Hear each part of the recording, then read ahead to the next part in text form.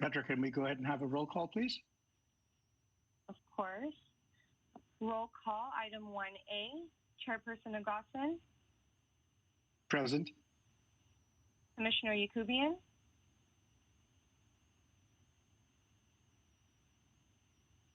Commissioner Yakubian, Yes, I'm sorry, I'm here. Commissioner Sahakian, Commissioner Nazarian, Yes. Commissioner Lester. Here. Okay, can we have the flag salute? First, item 1B, flag salute. I don't know all the words, so someone's going to have to lead me. Pledge allegiance to the flag of the United States of America and to the republic for to which it stands one nation, under God, indivisible, with liberty and justice for all. for all. Boy, that's pathetic. I really need to pull those out and remember them again. Okay, shall we move on to item 2, posting of the agenda? Item 2, posting of the agenda. The agenda for the Monday, February 22nd, 2021 regular meeting of the Glendale Transportation and Parking Commission was posted by Thursday, February 18, 2021 before 5 p.m. on the bulletin board outside of City Hall. Great. Do we need a motion to approve that or? No. No. Okay. So the next thing is in the agenda, the approval of minutes happens to have been moved down by one, I think, by accident. So I need a motion to move it ahead of a report. So move it to item number 3. Can someone give me a motion? Sure. To change the agenda. Yep. Well, here it is, the motion. Yep. Second?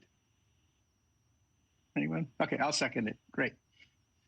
So now we have the approval of the minutes. So can I get a motion for the approval of the minutes from last time? Mr. Chair, I think you need a roll call for the changing of the agenda order. Oh, sorry. I missed that one. Sorry, Petra, can you go ahead and do a roll call for the changing of the agenda? Of course. Chairperson Agassian, Here? Commissioner Yakubian. Commissioner Yakubian, I think you're on mute again. Yes, I'm sorry, yes. Commissioner Sahakian, Commissioner Nazarian, Yes. Commissioner Lester. Commissioner Lester, I think you're on mute as well. Yes, sorry. Okay, so motion passes. Is that right? Yes? Perfect.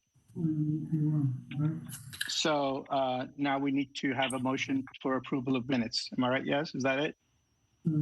Yes, that is correct. So can I get a motion? I'll make a Perfect, motion thank to you. approve the minutes. We get a second? Sure, I'll second it. Perfect. So it's so moved. Everyone, We need one more roll call. one more roll call. Go ahead. One more. Yep. Chairperson Agassian, Yes? Commissioner Yakubian, Yes. Commissioner Sahakian, Commissioner Nazarian, Yes. Commissioner Lester. Yes. Great. Minutes approved. So now we're going to move into item number 4, which is the report of the mobility study session and project update. So I will hand that over to Rob. Is that you who's doing it? Who's doing the presentation? I'll do a quick intro, Mr. Chair. This is a report, joint report by Public Works Department and Community Development Department on mobility and different aspects of it. And it's going to be presented by Bradley Calvert and the other parts of it by Edward Hitty. So I'm going to turn it over to Bradley Calvert. Thank you. Good evening, Chair. Good evening, Commission members. So tonight we have a lot of content we want to try to get through, but what we really want to do here is kind of outline some of the major mobility initiatives that we have going on. And this includes our pedestrian plan, bicycle plan, and then a number of other things as well that have sought to improve the quality of the multimodal environment. So I'm going to share my presentation here and get started. There's a couple items, and we'll acknowledge it as we go through, where we are hoping to get some feedback from the TPC.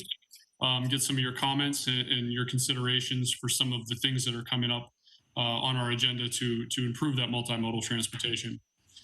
So as mentioned, we want to provide an overview of the citywide pedestrian plan, a bit of an update on the bicycle transportation plan, just some of the things that have been accomplished through that, and then what we're considering as we look forward. We would like to provide an update on the performance of the Slow Streets program, which was initiated last year, and then some considerations for a permanent program for this. We'll also look at the citywide traffic study, our traffic impact fee, SB 743 compliance, and circulation element update. This would be a rather brief update on these pieces, but we do think they're important when we consider all modes of transportation in Glendale. We recently launched the vertical wash visioning study, so we want to give a quick update on where we're at with that. Shared mobility, something that council directed staff to issue an RFP on late last year. That's something that will be moving forward in the coming months as well. And then a quick touch on Vision Zero, which is also part of the pedestrian plan. And as we go through some of these pieces, the ones where we're looking to get some feedback from the TPC, we'll kind of pause, ask for your input on those. And those are things that we'll take forward to City Council as we are also doing a similar study session with them in March. So the citywide pedestrian plan. This is really composed of two elements. The first is what we call part one, taking stock. This is really analyzing the existing conditions. Includes the collision data, which is really the justification for why we want to make some of the improvements that are considered as part of that pedestrian plan, why we want to adopt that plan in the first place. Part two is taking steps, and that's really the recommendations for the infrastructure and also the non-infrastructure improvements and initiatives. The goals of the pedestrian plan are really to improve safety and the experiential quality of the pedestrian environment. So it's not just about safety, though that is one of the most important parts, but also what is that quality of the pedestrian environment? Because that's essential when we're trying to create an environment where people will walk more, will want to walk more as well. What it also does is it tries to establish benchmarks so that we know that the improvements that we're making are having a positive impact, a profound impact on the pedestrian realm. Much of the plan really focuses on some of our high collision corridors. In fact, some of the recommendations that we'll go through are recommended in some of these places, but you can see many of our major arterials in downtown, around downtown, really, especially in South Glendale, are some of our most frequent occurrences of collisions between pedestrians and automobiles and represent some of the least safe locations. You can tell by the heat map here, the red dots indicate the highest density of pedestrian collisions. You see a number of streets are identified as part of that. We have Wilson, Central, Brand, the northwest corner of Glen Oaks, Colorado as well. So we have a number of locations where we really could use some significant improvements to improve the quality of the pedestrian environment and overall safety. Just kind of a quick disclaimer as we discuss some of these improvements. Several recommendations will ultimately be evaluated as part of the citywide traffic study, such as default walk phases, leading pedestrian intervals, to understand the impacts and the implications on other modes of transportation as well. Any physical improvements that are recommended as part of the pedestrian plan or any changes to signaling will require an additional traffic analysis for their impacts. That includes things like turn pocket removals, any kind of lane reconfiguration. So just because the plan is moving forward and it'll be adopted, it does not mean that those ideas are going to move forward in that exact kind of phase, if you will, or in that kind of exact vision. There may be tweaks and changes based on that analysis. All of these projects would also come back to the TPC for review and recommendation, as well as going to council for council approval prior to actual implementation. That's an important thing to note. Just because some of these are included in the plan doesn't mean that their foregone conclusion will definitely happen and definitely happen in that form. They may change, they may modify a bit to accommodate any analysis or to accommodate the fact that maybe things are needing more improvements than we may have initially anticipated when this plan was created. So some of the non-infrastructure elements to this included the safety education campaign. If you recall, the Be Street Smart campaign was an education initiative to all modes of transportation. This included street lights and banners. There's an example there for one of the sidewalk medallions that we also placed around various parts of the city, really to inform all users of all modes to be aware. Tips and advice on, being a safer pedestrian, being a safer motorist, being a safer cyclist. Part of this also did include the safe routes to school. A number of things were accomplished through that, such as pedestrian and cyclist rodeos. We did walking school buses. There were bike and walk to school days, all of those to try to raise awareness about the opportunities to be able to use multiple modes to get to school. So these were some of the non-infrastructure elements that were kind of deployed and initiated quite early on, in addition to the physical recommendations that are actually made as part of the plan. One thing I want to kind of stop and note here, especially when we look at some of those high collision corridors, is that one of the most important elements is speed. When we consider the travel or speed of travel, the safety or the risk that comes along with it. An automobile traveling at 20 miles an hour, you have a 5% chance of fatality. As you increase to 30 and 40 miles per hour, that is not a kind of proportional growth in terms of chance of pedestrian fatality. When you start approaching 40 or 30 miles an hour, it increases to 45% chance of fatality. Once you exceed 40 miles an hour, it's now 85. And that's an important thing to note, because a lot of the improvements that are put forth in this plan are trying to mitigate some of those speed factors. And this is a really important element as well. Anthony Fox, former mayor of Charlotte, North Carolina, also the former Department of Transportation Secretary, had stated whether you live in a city or a small town, or whether you drive a car, take a bus, or ride a train, at some point every day someone is a pedestrian, or everyone is a pedestrian. And that is really important to note, because if we can't create a safe pedestrian environment, we're not going to be able to get people to take the bus, because you're likely going to walk to the bus station. If we can't create a safe pedestrian environment, they're likely not to take the train, because you are likely at some point walking to the train. Even when we walk to our cars from places, if we park once in downtown Glendale and we go to various businesses, we're a pedestrian for at least a percentage of that time. So it's extremely important that we do put a heavy emphasis on creating pedestrian safety, because no matter what, at some point, we are all going to be pedestrians throughout the day, no matter which primary mode of transportation we may be using. Another thing to acknowledge is that impact of speed. Again, a number of these initiatives look to kind of throttle, or not necessarily throttle, but mitigate speed. Our field of vision is very different when we're traveling at 20 to 25 miles an hour. As you can see, it's a little more broad. It encompasses the entire width of the road here. This is through a study from the National Association of City Transportation Engineers or officials. As we start to travel faster, that field of vision starts to get smaller and smaller. So if you focus on that person there in that kind of khaki pants and black shirt, you can see they start to fall out of that field of vision. And then when we get into 40 plus miles per hour, again, our field of vision is very, very narrow. And what a lot of these initiatives try to do is try to expand that field of vision, whether that's through additional visual cues, whether that's trying to slow speed, whether that's trying to make the pedestrian more visible and more aware to automobile or to motorists. This is another one of those kind of key elements in terms of trying to mitigate these collisions, and also the fatality risk of collisions. So some of the improvements that are recommended as part of the pedestrian plan, default walk phases, the idea of requiring no push button, synchronizing with the parallel street. The goal here is to try to reduce collisions and the propensity for illegal pedestrian crossings. If I walk up to a pedestrian signal and maybe I'm just a couple seconds late, I may have missed pushing the button, but that light's still not going to change for quite some time. And odds are I probably could have crossed the street, and odds are I probably will cross the street. Even though I don't have the walk signal. So by synchronizing these with the parallel streets, we know that those are timed well, timed right with the green lights, and making sure that when people walk up, they're not encouraged or enticed to try to cross when they don't have the crosswalk signal. Leading pedestrian intervals, another element of the pedestrian plan. Essentially what this does is it gives the pedestrian about a 3 to 7 second jump on the light. So before that light changes from red to green, that parallel traffic will change the signal for pedestrians first.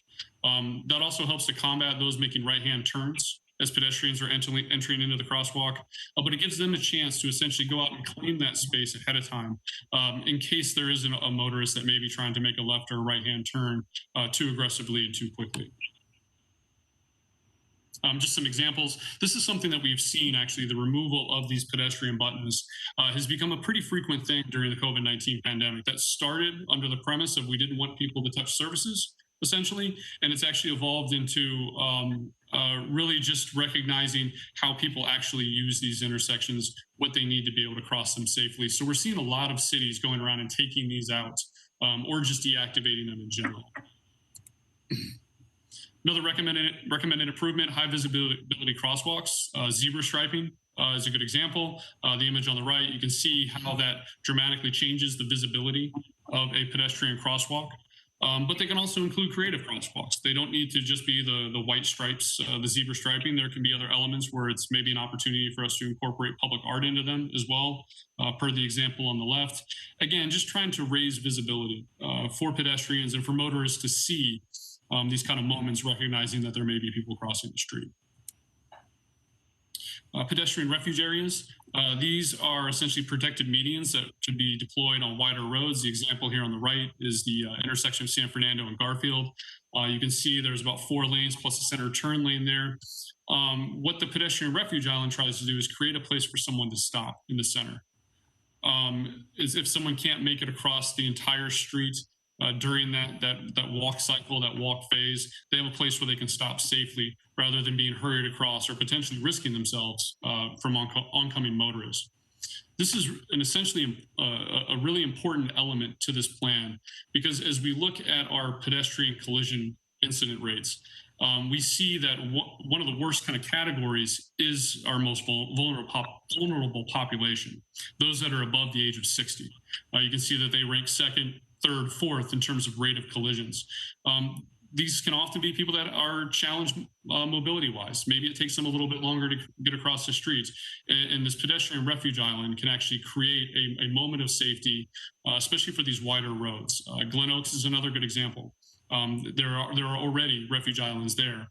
They serve a great purpose, especially those that may be struggling a little bit from a mobility perspective. It gives them a chance to be safe somewhere as they cross the street. There are also recommendations for turn pocket removals, as you can see here at Stocker and Pacific. What this is really trying to do is reduce collisions between turning motorists and pedestrians. Left turning collisions are the most frequent form of collision in the city of Glendale. You can see in this example here, this is kind of the before, my apologies. This is the before. You can see the after, removing some of those left turn pocket lanes. And as acknowledged, it's just kind of a diagram as to why this is important. 18% of all incidents involving pedestrians in the city of Glendale are from these left-hand turns. So it's someone with the green light, not a green arrow. The pedestrian also has the walk symbol coming across the street, and it's a motorist taking a left-hand turn and jeopardizing the safety of the pedestrian. And again, this is the most frequent occurrence that we have. So there are moments, there are certain streets within the plan that do recommend the removal of left turn lane pockets. Curb extensions. These are really important when it comes to right-hand turns. The tighter the turning radii, it's going to require a motorist to slow down more as they turn. When you have a wider radii, that lends itself to an automobile being able to take that turn at a much faster speed. By tightening that up, they must slow down. And that's important because those kind of collisions are the second most common in the city of Glendale. You can see here in this proposed recommendation, there are curb bulb outs, again, tightening that radii a bit. Kind of choking the road in some fashion or another so that it reduces, one, the crossing time for a pedestrian and the amount of exposure that they actually have out in the street, but also requiring that automobile to slow down as it makes its right-hand turn. Again, just another kind of graphic example of that. 12% of all incidents involve right-hand collisions between motorists and pedestrians. And some other improvements that are not quite as infrastructure intensive in many ways, enhanced lighting and enhanced landscape buffers, improve wayfinding. These are all important from a pedestrian comfort perspective. Again, the more beautiful we can make that walk, whether that's in the daytime with plenty of vegetation, in the evening with good lighting. Vegetation can also provide a sense of safety and enclosure for a pedestrian, separating them from traffic and creating a sense of safety, a greater sense of safety. These are all things that make the walk more comfortable. And again, if we can make the walk more comfortable, they're more likely to choose being a pedestrian. There are also considerations in there for signal timing. There are some concepts as well for lane reconfiguration.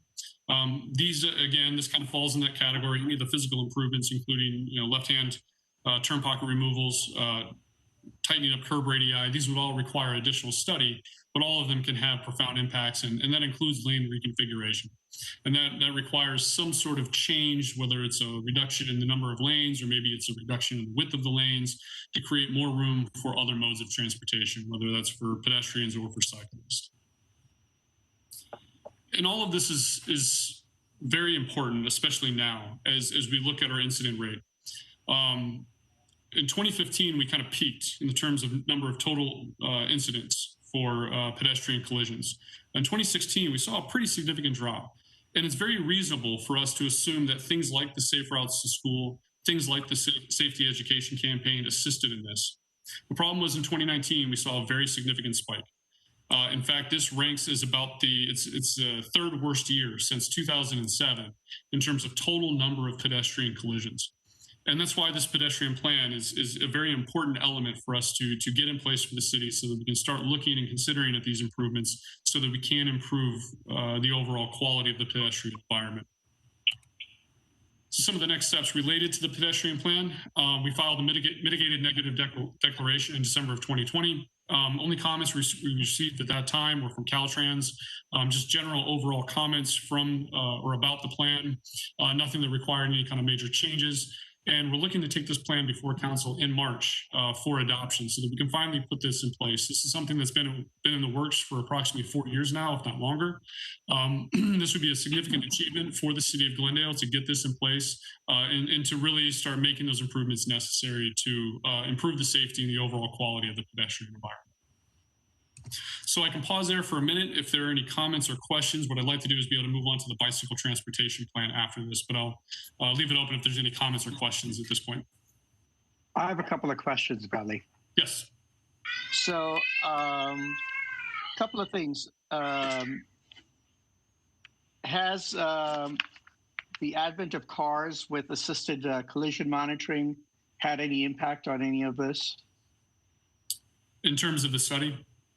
Yeah, I mean, or just the normal, like, you know, what you're seeing in terms of collisions and things like that. Has that happened? Because the technology is there, and a lot of people now have cars that have the, you know, collision detection kind of stuff. So I'm just wondering if that has had any impact. I'm not sure. We haven't done a study. We haven't engaged in that to investigate if that's true or not. I would say that based on the data and the overall number of collisions that we saw in 2019, my answer would probably be no. We saw such a significant spike that year compared to the prior years. Okay. I have a couple other small questions. One is, you know, with the street narrowing in order to do the right turns, as you showed, what impact is that going to have on the traffic flow? Because obviously that's a really big deal for people who are commuting and all of that. That's going to depend on a number of factors, existing width of the street, the lanes, the traffic volume that's there. And those are all things that we would study. Again, before we would implement any of these projects, we would go through that analysis so that we did understand exactly what those impacts are. Until we go through that body of work, we wouldn't know exactly what those full implications would be. And again, that would inform. Again, we don't want to negatively impact local level of service. We also want to make sure that we're complying with SB 743 and reducing vehicle miles traveled. So it's a bit of a balancing act, but all of those things would be investigated before we were actually to commit to making those improvements. So am I hearing that for each intersection or area that you would want to make some changes, those will get studied independently? I mean, it's not like the entire city gets, you know, because you can't really function that way, right? Correct. We would look at it on a project by project basis. Project by project. The last thing was, you know, you talked about the crosswalks with some artwork or zebra crossings, which, you know, I didn't grow up in the States, and every place I lived, we used to have those. The one thing I've recently noted in Europe is that they actually have crosswalks that have lights in the middle to tell the pedestrian that that they have the right of way. Now, I remember over on Glendale Boulevard near Los Feliz, there's a crosswalk that has some red lights. I don't remember the configuration, but that always reminds me that there's a crosswalk and I have to stop. So I'm just wondering if those sorts of things have come into your assessment of the kinds of things you guys are looking at. Well, as you know, some of the mid-block crossings, we do have the flashing beacons. And Yeah. again, that depends on the intersection and the volume of traffic, the width of that street. My apologies, I don't have the plan in front of me right now, but depending on the location would determine what kind of infrastructure would be needed in that case. I don't believe that would be something that we would apply to every intersection, though, or every crossing. Got it. It's by zone kind of thing that you need. Yeah. Okay, that was it. Those were my questions for you. I had a couple of questions, if I may. So regarding the selection of a negative declaration, I just wondered what the city's rationale was for that. Looking at the elements, basically the mitigation measures that were offered in the report, they were lane reconfigurations and bulb outs. Two of the most powerful of the calming tools, kind of speed controlling tools, and kind of an emphasis on the fact that both VMT and LOS were going to be considered seemingly on equal terms regarding whether or not a project was going to be either altered or basically justified on the basis of some VMT improvements. I just was wondering what the city's rationale was for doing that, as opposed to an EIR. I'm not sure what's required environmentally speaking when preparing a report like this, particularly because I know that LOS is actually, CEQA is no longer using LOS in order to find impacts. So I was just curious about that being included in the report, and I was wondering if you had an answer for that. One of the reasons for doing it is the relationship that this has to other projects, such as the South Glendale Community Plan, which was challenged from an environmental perspective. So some of that was just to make sure that we were following the proper kind of process and protocols, if you will, to make sure that this plan was evaluated as part of that. But you're right, SB 743 VMT does take precedent now. That's something that did go into place. In fact, I'll touch on that a little bit later on this evening. I believe it was June or July is actually when it went into effect. But again, that does not prohibit the city from being able to take a look at it from a level of service perspective, especially when we're looking at local intersections, potential conflicts with curb cuts, entry points, things like that, depending on the scale of the development. But VMT at the end of the day is the evaluation that will kind of reign supreme, if you will. That will be the means of which we evaluate. Okay, yeah, it seemed in the report that they were talking about city thresholds for LOS, actually speaking of them as basically to define whether something had to be mitigated. So I just thought it might be, that could be a significant, I believe it could be a significant impact to some of the more challenging projects in this plan. And I just wanted to make sure that the priority was on VMT and the clearly stated desire of the public during outreach, during the creation of the plan, to really focus on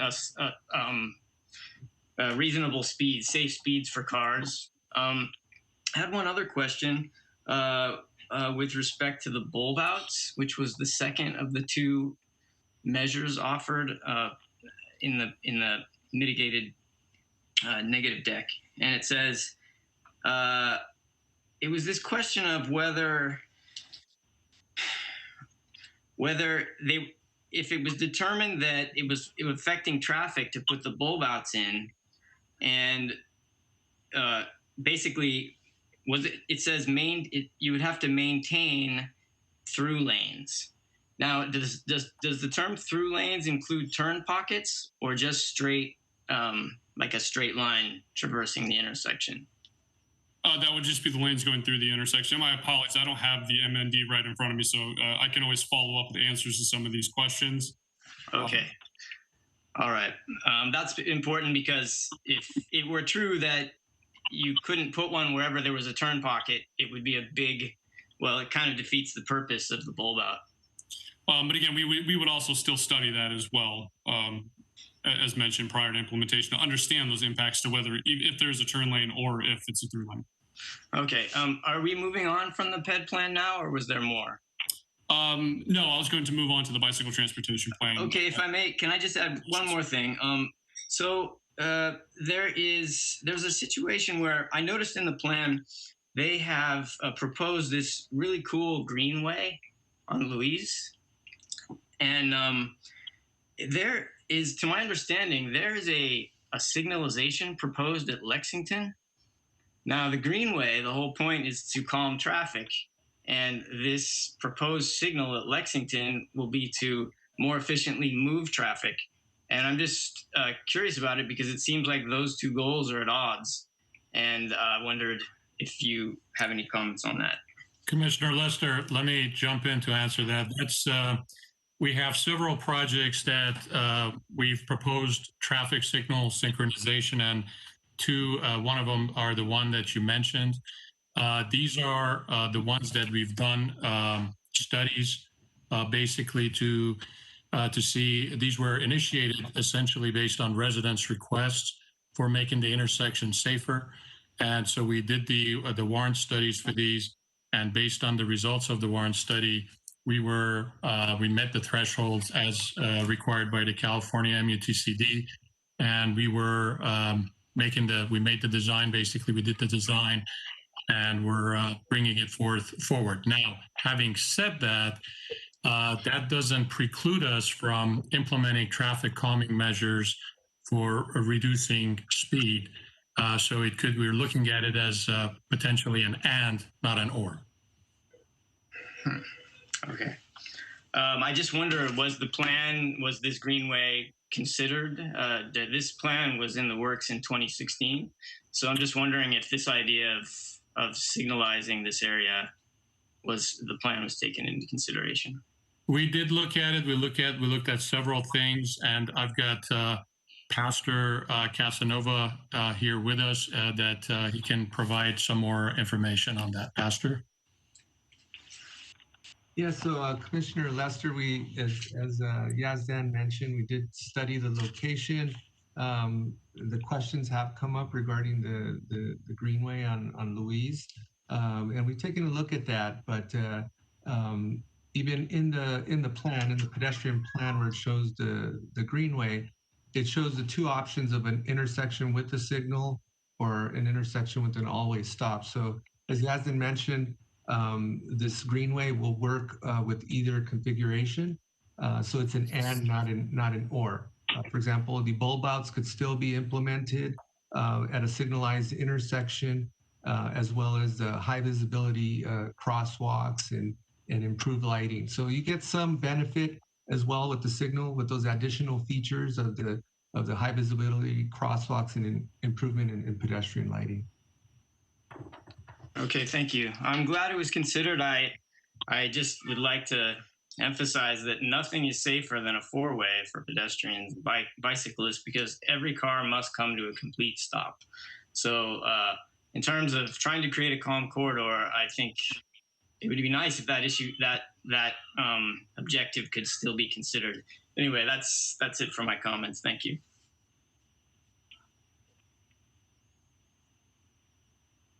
I can move on to the bicycle transportation plan unless there's any other comments or questions. I just had a couple of minor questions, if you don't mind clarifying. That exhibit you showed on the collision, the one with the red dots, can you, by any chance, just give us a little background? What is percentage numbers and how many incidents? I mean, what is that exhibit built off of? Not this one, the one with the green and red dots.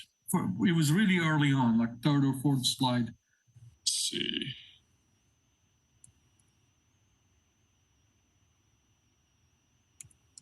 This one? Yes, thank you. This is just showing the density of incidents, pedestrian collisions. So where it's red, that's where the highest rate of collision was. Like, what is that rate? I mean, do we have numbers? Is percentage of overall? Is it? I'd have to go back and see what the numbers are for each specific incident.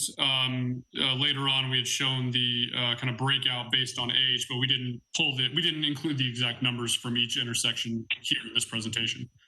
Okay. And you mentioned something about the push button being removed, and kind of direction different cities. Can you elaborate on that a little bit? I'm just trying to understand the pros and cons of those and what we're trying to do.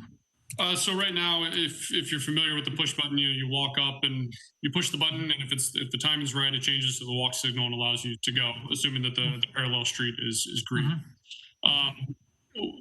In some cases, what can happen is that if you're not there to push the button soon enough and the light has already changed green, if you walk up maybe 10 seconds later, I'm not sure exactly what the time interval is, and you push that button, you won't get the walk signal, even though maybe that light's going to stay green for another 20 or 30 seconds. I have seen that problem, yes. So what many cities have done is they have just essentially synchronized these crossing symbols along with their the parallel street traffic light, so that when that light turns green, so does the traffic signal. It also changes to give you the indication to go ahead and walk. That way you don't have the issues of if you walk up and you're not there in time. What ends up happening is often a lot of people will just go ahead and cross anyways. And then what you have is if you have cars trying to make left-hand turns, they assume that they have the right of way because that signal is not illuminated. And it leads to just higher rates of collision. The intent behind this is to try to reduce those potential conflicts or people engaging in more risky behavior. Okay. My last, not question, or maybe it's comment, but on the ball bats, I know several commissioners also had question and everything. Typically, my experience is you have those when you have parking, parallel parking. So usually you don't take a lane away. Usually what they do, they come out 7 or 8 feet, take away the parking area and make the radius. What I'm trying actually to warn our public works director here, Yaz, which I'm sure he's well aware of, usually you have a lot of drainage issues when you do that. So I'm hoping the city doesn't create problem, for that when we're trying to solve the problem and not having enough budget to take care of the drainage. And then all of a sudden that intersection becomes a problem, which I've seen a lot in Glendale and many other cities. So that's just more like a comment than anything, but appreciate it.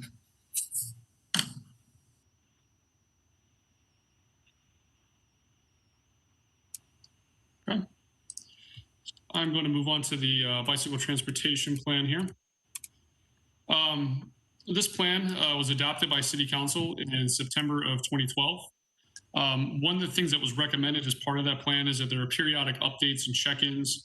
Since that plan, staff has gone back to City Council several times to provide an update. In fact, we did a study session similar to this last summer with Council. About a year before then, we had gone and discussed specifically the bicycle transportation plan. So to kind of frequently and regularly check in on this, and this is something we'll do with the pedestrian plan as well. Council had asked for consideration to look at updating the plan. Right now, our challenge is both budget and also time, as we have a number of initiatives, as you'll see tonight as we're going through this going on. But one thing that we're looking at and considering here is that as we move forward with implementing elements of the bicycle transportation plan and recognizing that it was adopted in 2012 is to evaluate each of those projects on a project by project basis to make sure that we're being current with best practices. Now, that does not mean that every single project that we are going forward with in terms of bicycle transportation plan or road improvements that would incorporate some of those elements would get changed. There's a lot of moving pieces. Going to be contingent on funding and timing. If we have already secured money and we're already moving forward with a project, we don't want to stop that completely to engage in a full-on redesign of another street. That's an opportunity that we're going to miss in terms of funding to be able to get some level of improvement in there. We're not going to go and kind of revisit and reevaluate projects that are already within significant construction either. But as we look down the line, as we start seeing projects come up, it's a great opportunity for us to kind of hit pause, take a look and say, are we still being current with what it is that we want to do until we can get to that point where we can update the bicycle transportation plan. The goal of the plan is really to create a network of routes. That's the most important part, not a number of discrete bicycle lanes that don't connect and don't create a means for people to travel north, south, and east and west, but really to create a network and to look at improving all existing bicycle facilities. New routes incorporated into that link major activity centers with where people live, trying to make sure that we are creating a logical network where people will actually use these to get from home to work to entertainment, whatever it may be. But it also includes other amenities, such as making sure that there's secure bicycle parking. No one wants to just ride their bicycle down and then leave it on the side of the street. We need to provide those kind of amenities that are necessary to provide that sense of safety and security as well. So just kind of going over the classifications of the routes for a little bit of context. A class 1 bicycle lane, a paved right-of-way separated from the street. This is very similar to what we see along the Riverwalk. This is something that is not incorporated or shared in any way with automobile transportation, but its own dedicated right-of-way, often shared with pedestrians though. A class 2 is a restricted right-of-way for bicycles, designated by a stripe line typically. It can be painted on the curbside, or excuse me, it can be painted on the outside of on-street parking. If you're familiar with the Central Avenue bike lane, that's a prime example there. Just another couple of examples of what that can look like in other cities as well. And class 3 is using sharrows. So the bike route and travel lane are designated by sign only. They share the space with motor vehicles. This is probably one of the more common elements in the bicycle transportation plan. They're some of the easiest and least expensive to also install, but it does try to indicate to motorists that this is a shared right-of-way, that it can be used by both cyclist and motorist. There are also class 4 bicycle routes. This is a paved right-of-way that actually provides a physical separation. These are not in the plan, and they're not in the plan because, again, this plan was adopted in 2012, and it was approximately, I believe, 2016 when the state of California adopted class 4 bicycle lanes as an official strategy. It wasn't until 2018 that they released actual design objectives, if you will, or design guidance on how to do these.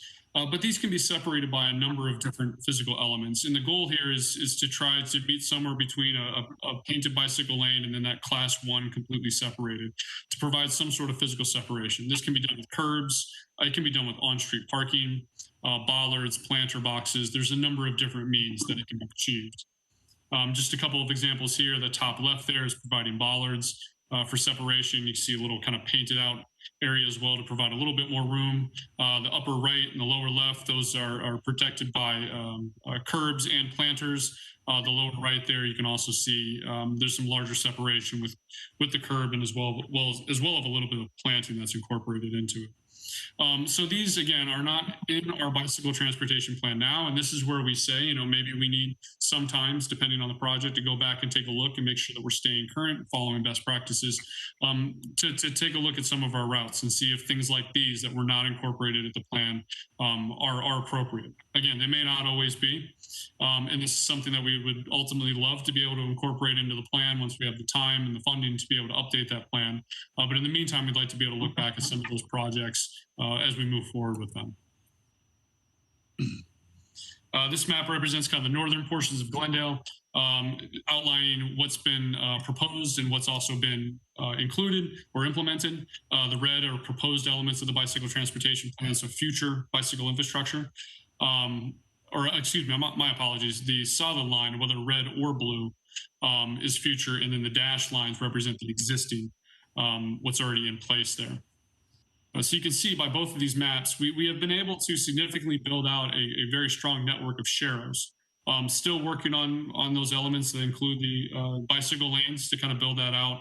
And in just a moment, I'd like to turn it over to Public Works Studio to describe some of those that they've implemented. But just before we do that, wanted to kind of acknowledge the role of the bicycle transportation plan and these improvements in improving safety. If we look at 2012, the year this plan was adopted, this was the worst year between 2006 and 2019 for bicyclist collisions. We saw that kind of slowly decline, in some cases even more steeply in 2017, 2018. We saw significant drops, especially after we saw a little bit of tick up from 2016.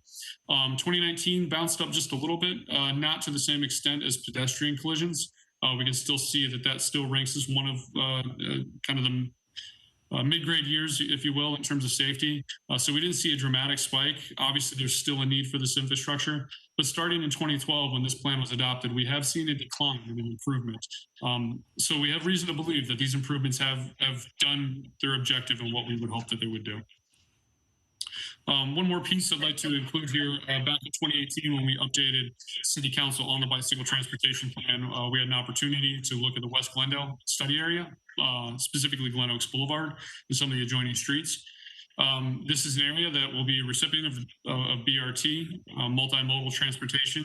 It's a great opportunity for us to go in there and reconsider some of the bicycle infrastructure. Again, kind of what I was going back to earlier, we have a class 2 bike lane in place now.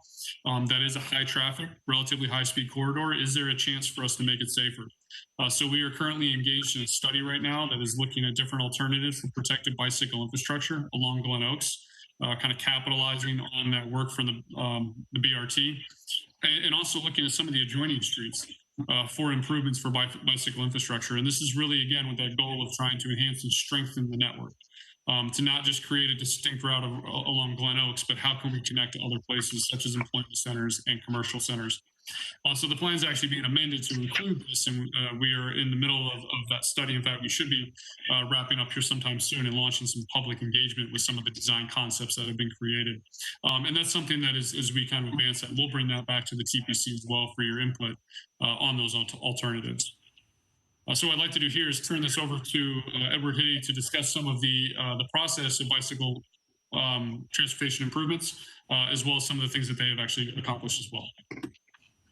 Thank you, Bradley. Good evening, Chairman and the commissioners. I'll be going covering these slides numbers from 30 to 36, kind of discussing how the Public Works Department integrate the bikeway projects, the plans in our capital improvement projects. The Public Works Department, they always take the opportunity to implement the bikeway recommendation as identified in the adopted Bike Master Plan. And we have over 121 miles of combination of class 1, 2, and 3, as Bradley earlier mentioned.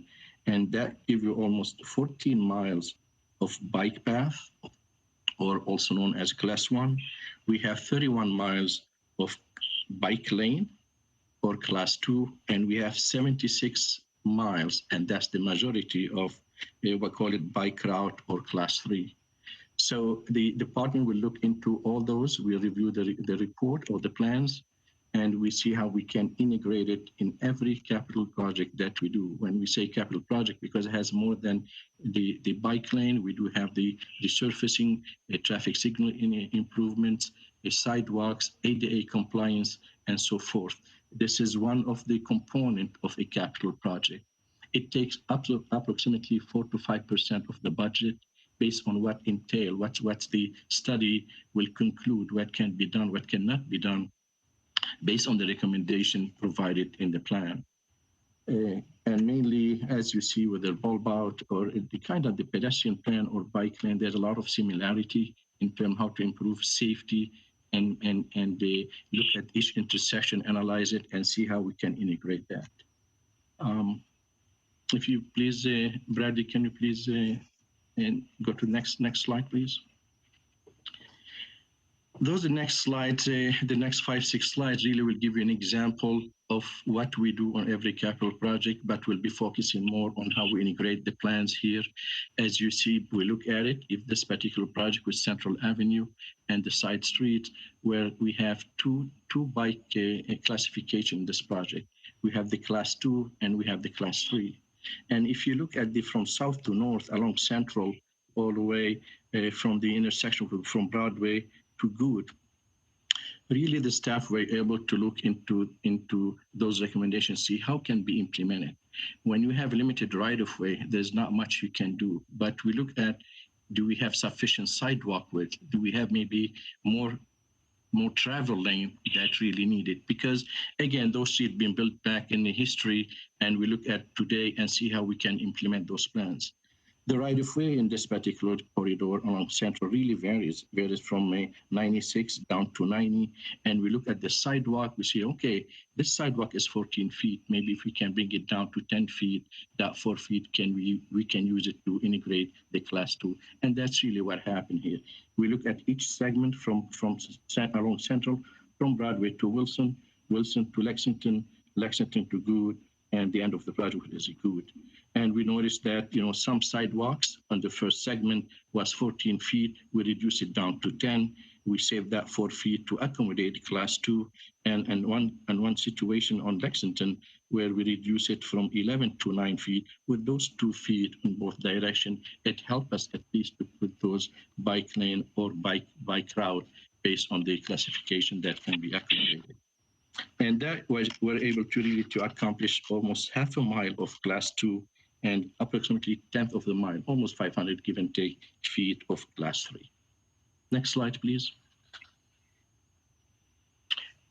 Thank you. This is another project here where, you know, again, one of the things the public works will look into fundings sources and how we can program that funding along with the CIP project, because if economic, you know, it's really more cost effective to put them all into one project than piecemeal it and delay some of those projects. This particular project really where you have Sonora, where we have almost, we are able to put class 2 colored bike lane in this particular project, and that between Glen Oaks and Garden, we were able to accomplish almost 0.85 miles, almost, you know, 85th, you know, of miles in this particular one. And that was, we with some reduction in the lane, those areas where they have, you know, a generous lane width of 15 feet, we drop it down to 10. In a standard lane, travel lane, we're looking at least minimum of 10, but we'd like to have a 12. When we have a bus route, we'd like to have 12, but we can go as minimum as 11. So also we look into what can be really done without even maybe for cost perspective, modifying sidewalk or remove sidewalk, because we have minimum sidewalk in the general plan, could be no minimum than 4 feet for ADA, and sometimes required to be minimum of 10 feet. So when we see we can make those adjustments, whether in the travel lane or sidewalk, we'll go ahead, move that, and be able to accommodate those type of a bikeway or a bike path project. And the other one, you know, where we were able in this particular project also to accomplish the class 3 bicycle bike route. And this is, we're able to do almost 5.2 miles of class 3. And that will include like from Mountain Street, Allen, Cumberland, Valley View, Lake Street, Justin Avenue, and Kenneth Road. And those, the travel lanes on those areas was 14 feet, 10 feet, 14, 17. Those variation, we were able to make those adjustments to accommodate those bike lane in this particular case, as well as the bike route, class 3. Next slide, please. This is another project here. We're able to integrate the class 2 bike lane with existing street right-of-way by decreasing travel lane width, because it's not that cheap to really widen the right-of-way. Widening right-of-way impacting almost every business owner, impacting property, impacting access to that property, and sometimes could be cost prohibitive. So we look into what can be done in this particular situation when you have limited, you know, right-of-ways, and we still like be able to accommodate those bike lane classification. In this particular project, we were able to really accomplish almost 0.31 miles as a class bike 2 here with the right-of-way with only 46 feet. Next slide, please. And this is where one of the example of a class 1. Class 1 has its or a bike path. This has its own right-of-way. The only interaction they may have here with the vehicles if they are crossing a street, but other than that, this has its own right of way. Typically, if enough width, it's a two-way bike path, and really striped almost like a street, and where there's some areas they can even pass each other, and this way able to really along the Glendale Narrow Riverwalk. This was the phase 2 of bikeway culvert project. We're able to have in this particular one able to get class 1 12 feet wide and be able to complete 0.32 miles in this particular project. And mainly you see those either along a river wash along or like a bike path in the mountains, really off-road per se. Next slide, please. The Kenneth Road Rehab project, and this is where we integrate the class 3 bike route here by having bicyclists share the travel lane with the motorist. And this particular one, we have really the street wide here, curb to curb is 36 feet.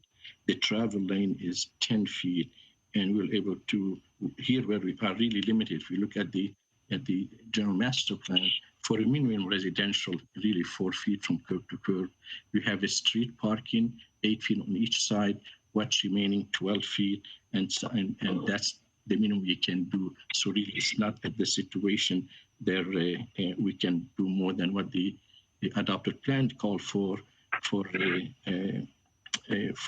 class 3 bike route. So here we are able to almost a tenth of a mile of class bike route in this particular project. And last but not least, there will be the next slide will be the Highland Avenue Rehab project. And this one, we integrated the class 2 bicycle lane by modifying the lane width and configuration here. You look at the width before and after modification, we have lane used to be 15 feet, we drop it down to 10 feet. In certain segment of this project between Glenos and Glenwood, really we couldn't able to make any changes because already the lane is 10 feet. And in this particular project, we're able to accomplish almost half a mile of class 2. We'll also be able to do the class 3 integration in this particular project by having cyclists share the travel lane with the motorists also. And this is Highland between Bruchette to Glenox, from Glenox to Kenneth, and from Kenneth to Pacific.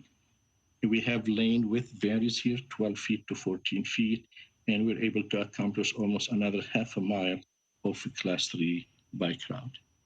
And at this point, I will pass it back to Bradley for the continuation of the presentation. If you have any questions at this point or would like to at the end, I'll leave it up to you. Thank you, Edward. Thank you. So as we kind of acknowledged here, the bicycle transportation plan, we've seen a healthy portion of that implemented.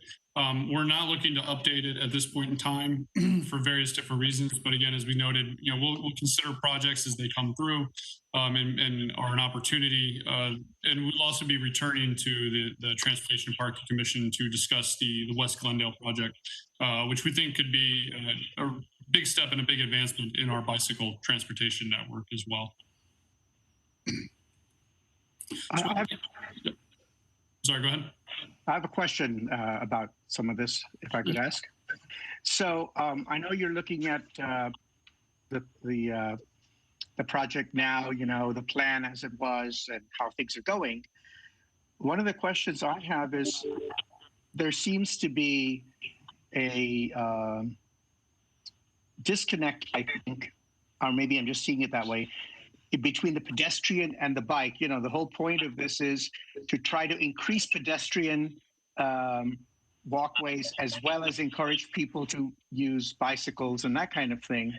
But in some places, like on the Central project, instead of actually trying to narrow and reduce it, the sidewalk was reduced. So my question is that kind of, it's like counterintuitive to me personally. In City of Glendale, with everything that's happened, like Brand Boulevard, right now with COVID, for example, would benefit greatly with much wider pedestrian, the sidewalks, because businesses would benefit and we would slow the traffic on it. It's just a question, like, how does that happen? How do you decide what you're going to do?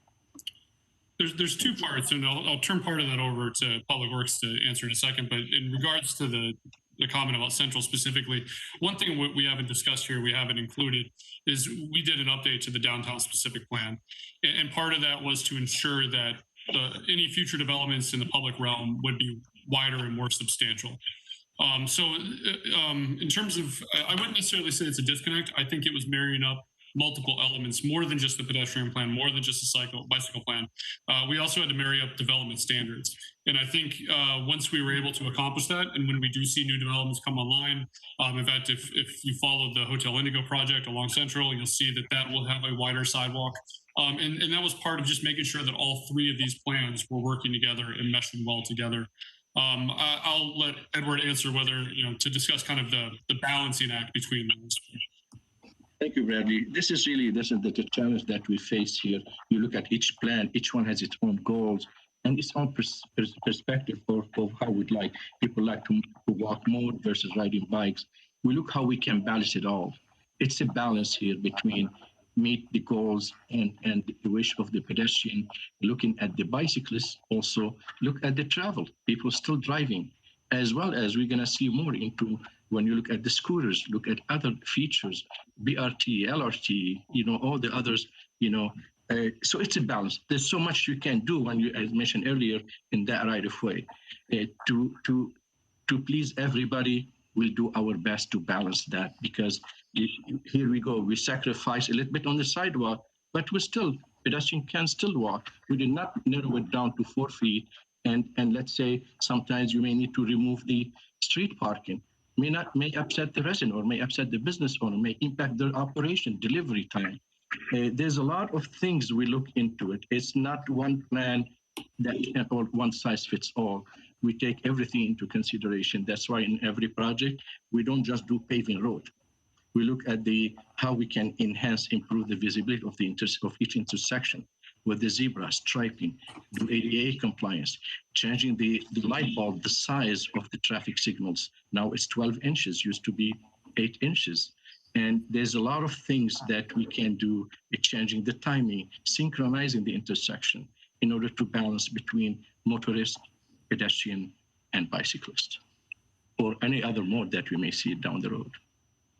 Thank you. I mean, I'm just looking forward to this because I like to ride my bike, but honestly, sometimes I'm actually terrified just riding my bike down to Whole Foods. I live over by the Glendale Avenue fire station area.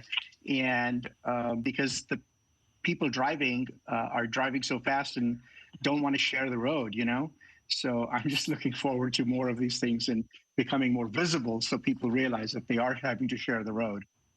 So I'm very happy about that. Can I jump in? Yeah, go ahead.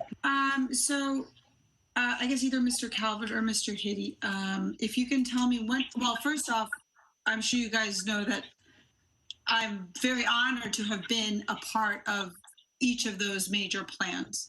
So I'm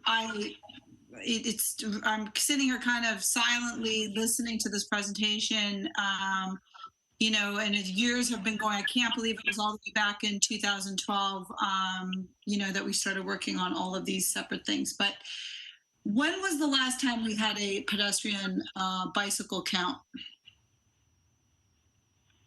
We actually have some updated numbers that we're compiling right now. That was part of some final changes that we were going to have done for the pedestrian plan right before adoption. We haven't finished all the tabulations and haven't received all the information, but we did get updated counts. And I believe that was just before COVID, if I'm not mistaken, fall of 2019. Oh, that should be a good picture then. And that also has a snapshot of the bicyclists, right? So that's our typical PED bike count. Okay. So as someone who was part of that bicycle plan, a citywide plan, and understood that the goal of this was, as stated today, was all about connectivity, right? Was to make it not just to have little areas that are rideable, but a connection. But, with that being said, and with me being a proponent and helping to, put my 2 cents in as we were going through that, I'd love to know, as we create the miles and develop and invest, where we are with bicycle ridership. And that will go back to that count, I'm certain. But to me, that's really important as we invest as a city in money and in development and improvements, that we stop and take a heart rate check on, are we, we can do this forever, but we need to stop and check, I think, to see, are we improving bicycle ridership? Are there more people that are coming to the ground? I know we had at one point a good relationship with the LA Bicycle Coalition that was very active as we were developing this plan, but I haven't heard anything from them. I don't know what's going on with ridership, and also the education. That's a big part for me, because as the B Street Smart Glendale campaign, which I would love to see reinitiated or reintroduced to the city, the idea of bicyclist education is key. And listen, we can all agree that motorists have got to understand that they're sharing the road. I don't think there's anyone here who's not going to argue with that. But there's one thing that's always kind of missing from the discussion is any responsibility on the part of bicyclists. And in all fairness, just as we brought up that same discussion when we were talking about pedestrian safety, we would always talk about responsibilities of the pedestrian as they are crossing the street or in any situation that might present danger. So rules of the road apply also to bicyclists. So when you say the best way to prevent accidents is to have a four-way stop sign, I think one of the commissioners, that's true. But we're also assuming that the bicyclists are abiding by those rules. Those stop signs aren't there for the vehicles to stop, so bicyclists can keep moving forward. We need, as we keep improving the city, we must keep the education keeping up with the pace of our development. And that's my little spiel on that. But overall, I'm very, very pleased with this presentation. I had a couple of comments too, if I could. I really agree with some of the previous comments we've heard. That's a fair point on cyclists blowing red lights. Although in fairness, from my observation, and I've been a bike commuter for many years, is that most bikes do stop to the same degree as most cars do at stop signs. It's a California stop. I've seen some go straight through, but it's a fair point. Yeah.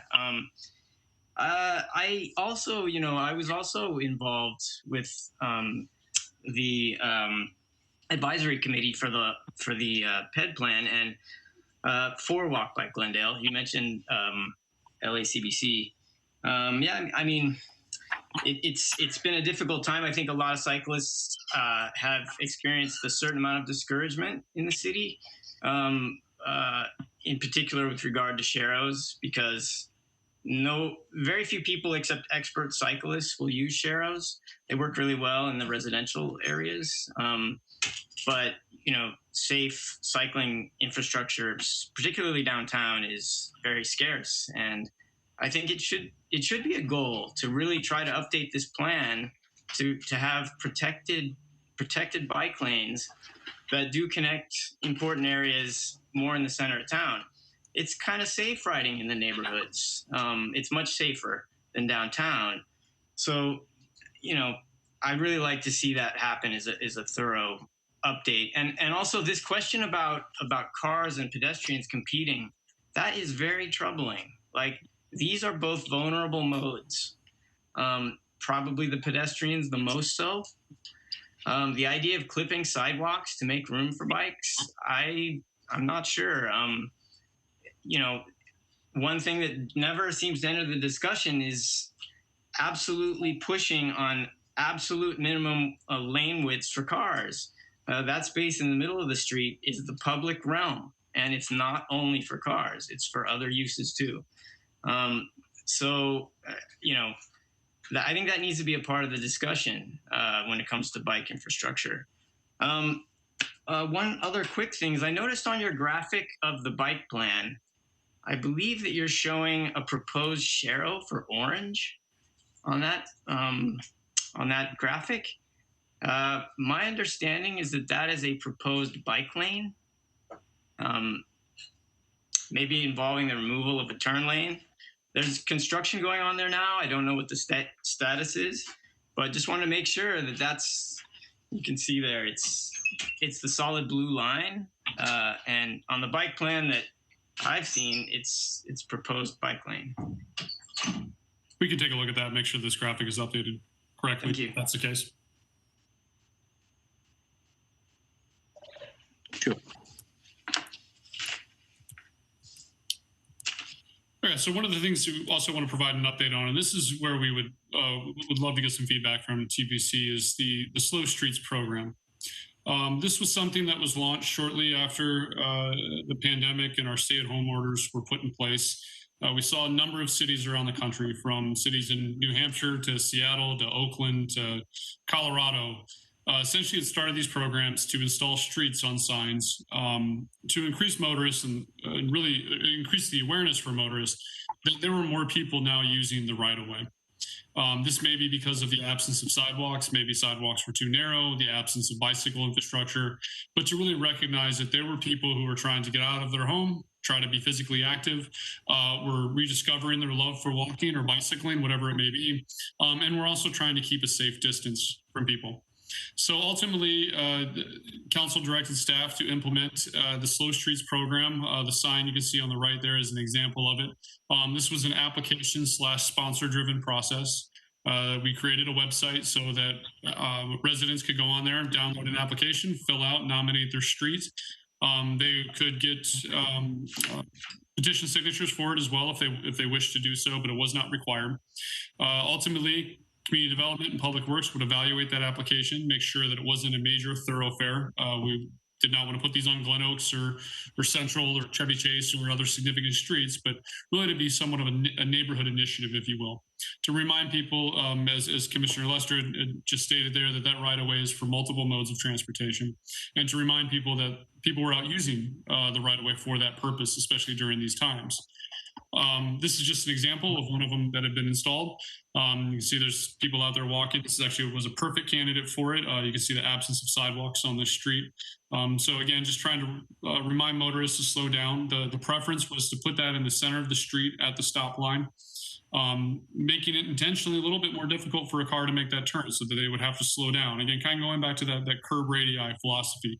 The tighter we can make that turn, the more likely they are to slow down, hopefully. Ultimately, between June 12th and February 3rd, a total of 300 signs were deployed over 191 different street segments. Again, the preference was always to put that in the center of the street if possible, but in some cases it just wasn't wide enough. So it had to go curbside depending on the configuration of the street and the width of it. Overall, there was a generally very positive reaction to this program. You can actually see on the sign there, we established an email address for people to email. We had a lot of requests for more signs come in through that means. And I would say approximately about 88 to 90% of those that sent us an email, it was positive. They were either asking for them, they were wanting more of them, they were appreciative of it going on there and in an effort to try to slow down motorists. So overwhelmingly, it was a very positive response. But obviously not everything goes off without a hitch. And what I'd like to actually do is turn it over to Public Works. They're going to describe kind of the work that went into putting these out, and then some of the challenges we also ran into. And then we're going to discuss some of the alternatives, because what we're now considering is how we could potentially transition this into a more sustainable, more permanent program with a little bit more select criteria. So I'm going to turn this over to Edward Hitty, and he's going to discuss some of these points for a minute. Thank you, Bradley. And this is, as Bradley mentioned earlier, we really end up having 300 segment or 191 segment, 300 slow seat sign installed along those streets. The staff received 96 applications. 85 were approved. The remaining, the difference of 11 really was either duplicate application or end up being resident from different city requesting us to install those signs. That led to a significant reduction in our daily operation in terms of having the staff and the resource to do that work. Really, we didn't anticipate that program is going to move being really welcomed by the community and for us to be able to deliver in a timely manner. We had a lot of resource, almost 200 hours we received that product, the A-frame, we call it, the one you see it crashed here, and the amber light, and the sign itself from 2 different vendors. We assemble them all together. We coordinate the delivery. When we have all the material in place, we pull the staff from daily routine work. They do pothole repair, they do sidewalk repair, they do striping. Whatever they do in that day, we pull some of that staff with those limited resources. They assemble it, they put it in their trucks, and they won't go ahead and deliver it. We lost almost 30% of those signs. Those it costs roughly $100 a piece. It does not count in the labor, just the $75 typically for the frame and the lights, or the amber flashing lights, and $25 for the sign, assuming you buy it at certain quantity to keep that price down. And we mobilize the staff again to go pick them up. And some, for different reason, either resident don't like it, or they like to have it, they take it from another street, they put in front of their street, or due to those we touched earlier on, the restriction, the physical restriction of the street. There's so much between two curbs when you have only 40 feet minimum, making that turning radius and blocking that turning radius for the truck, for the deliveries, even sometimes for emergency vehicles. They really need that room to be able to make that turn. And you see, as you see in these pictures, we install them with the sandbags to give some weight. Those are kind of light frame type. So we put sandbag to stabilize them, to hold them together. But when it's run over by a car, it won't matter what you do. So this is, next slide, please. This kind of gives you an idea about the labor intense and the material that we use for that. And I touch on it here, how we put those together. And we look at the intersection, we move to whether really our preference to put in the mid block because it's more efficient. However, it high maintenance and high risk of being damaged or by vehicles. And the last option is we put it along the parkway area because it's off the travel lane and not intercepting a turning radius. However, the efficiency or the visibility of that may be a little bit undermined here. And we look at, even though most of the intersection that we have, we put red curb, but sometimes cars park and blocking that parkway, you won't be able really to see those signs. Next slide, please. And we look into what other neighboring cities or county, we even all the way to outside the state to see what can be done to keep it visible, keep it efficient, and what other option other than put it in the middle of the street. This is one example that the county used here, that it's really very simple concept. Use existing post already there. We can put that sign, but those signs need to be redesigned, need to be make it smaller because there's a minimum vertical clearance from the ground to the bottom of the lowest sign here that you see in 80 inches or so to make sure it doesn't hit somebody's head, especially when it installed in the sidewalk. So there are some challenges there, but again, as long as there's no high vehicles or delivery truck or construction vehicles blocking that sign, that option we kind of look into it. It just, the challenge is whether, and this is at lower cost, unless you may replace the post with the higher to provide that clearance. It's doable as long as it doesn't block by vehicles. Next slide, please. And also going back even on the narrow street to put those signs because it's more efficient than others. And here where we look at can be bolted or epoxy, it's almost permanent. You can install that sign. Need to be redesigned that sign also, make it more less narrower and more vertical, if we're gonna say, and less horizontal to provide that turning radius at the same time. We may need some changes to the maybe wording, maybe less to read and more quick for the driver to see what that message, what that sign for. And those are breakaway type if you don't damage the base, because those base epoxy is very strong material, but the base is not as strong as the epoxy. It can't be damaged by vehicles. But if it's not damaged, it's salvageable.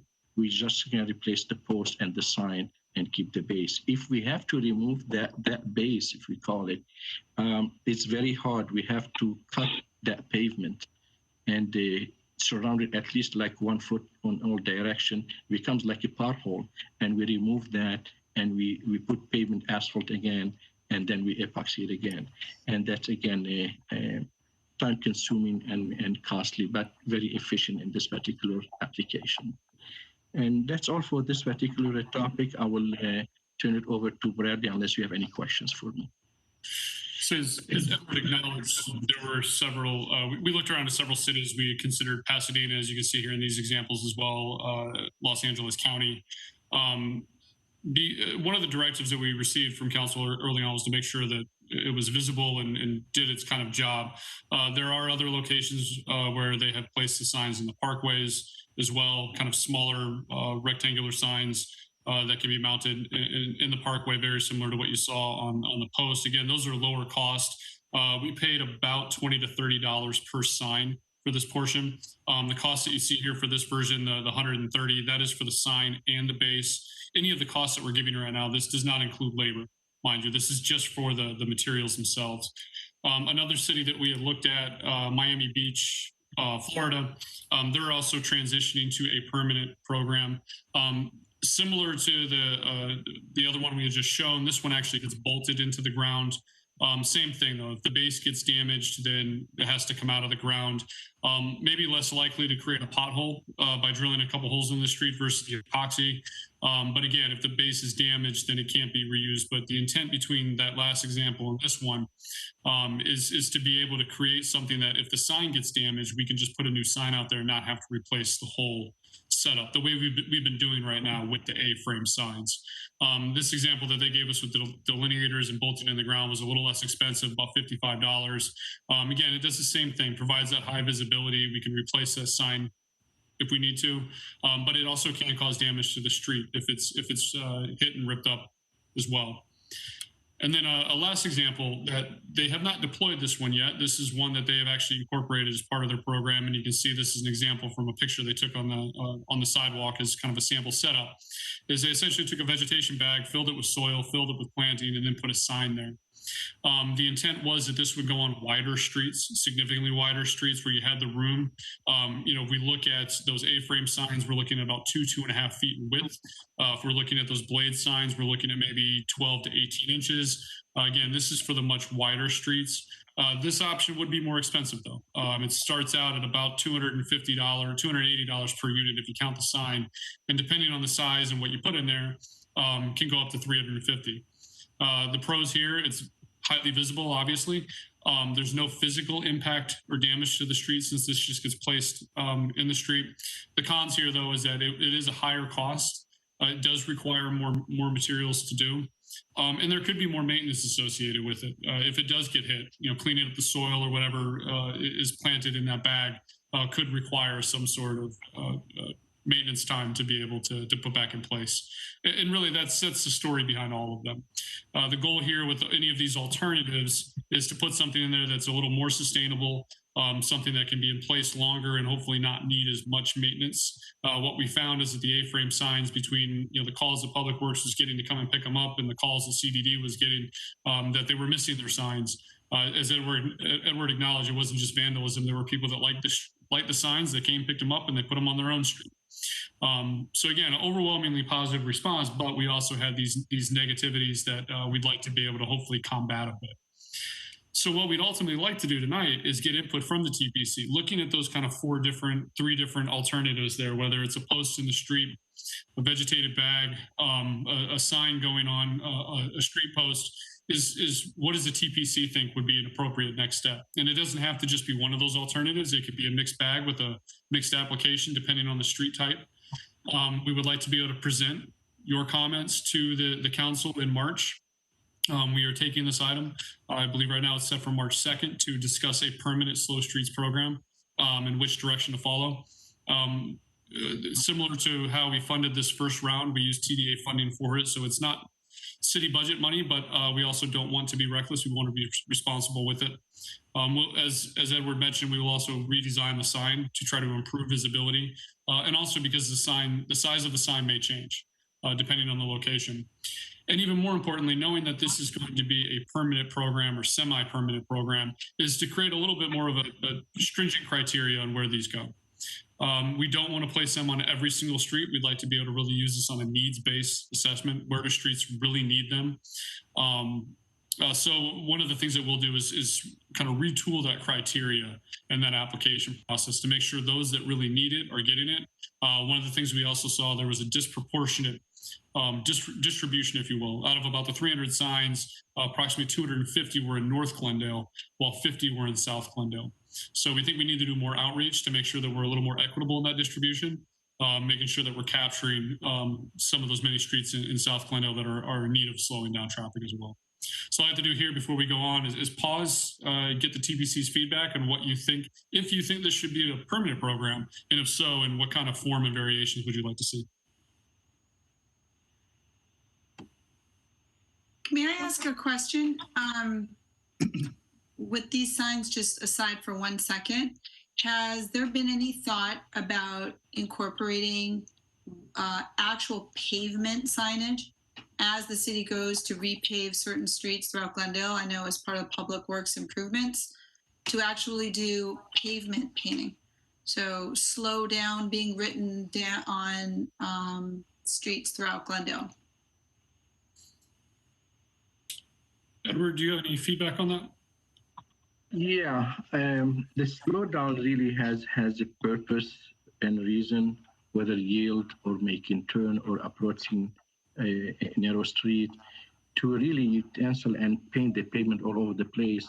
It just the maintenance, the visibility, and make sure not to interfere with the, already we do paint when we have a stop sign ahead or signal ahead. Adding another things for the driver or pedestrian or cyclist to read and watch, I think may create more confusion than anything else, plus the maintenance for that.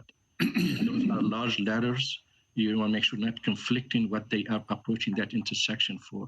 But So and that's well noted, Mr. D. I'm also talking, not all streets in Glendale are the same. So we have a lot of streets in Glendale, residential streets that are thoroughfares. I mean, I can give you Okeechee is one, Woodlands area. I know they just scream down those streets. I don't believe there's any markings on the street saying stop ahead because it's obvious you're approaching Kenyatta. So there's a lot of streets with no pavement signage. And again, there's also something called saturation of, when you have so many signs, sometimes you become immune to what it is you're being told or directed. So that's another thing. That's the only reason why I bring this up is I believe there are certain areas in Glendale that it would behoove and perhaps be much more helpful than a sign to get people to slow down. So I'm just wondering if that was even considered. I'm not saying go and implement them on every single street in Glendale. I'm just saying as part of your toolbox, is that something you guys consider as you're doing your repavement? We can definitely look into this. What will be helpful for the staff to implement something adopted by the council. So we make sure we look into, because make sure maintain consistency. If some street we can do those marking, some doesn't, it would create some inconsistency for people who they know, okay, it does say slow down or slow street sign down on that street. You have another street, we cannot paint it, but already also slow street.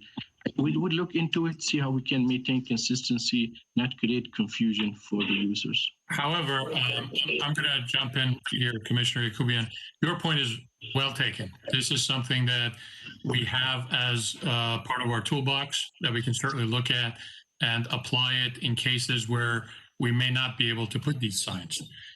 So that's something that the more different elements that we have that we can implement, obviously we'll look at it. So that would certainly be something that we would consider in terms of our improving or slowing down the traffic in this case. I just want to follow up with that, which is, in my experience, people don't stop unless they have to stop. They don't slow down unless they have to slow down. So to have something that says slow down and they're coming up to a light, well, they have to, so they're going to. But when you're talking about a residential intersection, I see it every day. A lot of times people just don't even care. It's like a California stop, But if you have the sign, as Edward was showing, in the middle of the street for the left and right that tells people to slow down, now there's a hurdle they have to go past, and it's going to force them to slow down. And so if we're really trying to slow down the traffic in these, thoroughfares in residential areas where people basically drive like they're on the highway, I don't think painting it on the ground is going to do much at all. The reason I say that is you have painting on the ground that says, bicycle lane, and the drivers don't even see that, and they're honking at the bicyclists to get out of their way.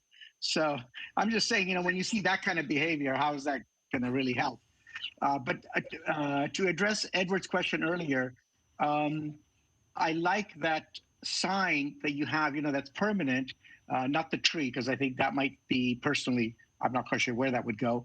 But I've also noticed that the sign, as you said, is going to be designed. A lot of places have long vertical signs, so that it doesn't go out too much, but it's, there like whatever, I don't know how wide it would be. So it's an indicator, but it doesn't take up a lot of space. So you could easily maneuver around it, but it's there. And that's my 2 cents on it. I have a couple of questions, if I could, or actually, these are probably more comments. But I didn't have a strong opinion on the sign options. I'm glad that they've been very popular. My own sense of it is that I have seen what I believe that they're effective, particularly on streets that have no sidewalks. I've observed that. Also, when it comes to the signs that have been placed on the curb next to the intersection, I'm not sure if that's a worthwhile use of, city time and funds. I don't think anybody sees them over on the side.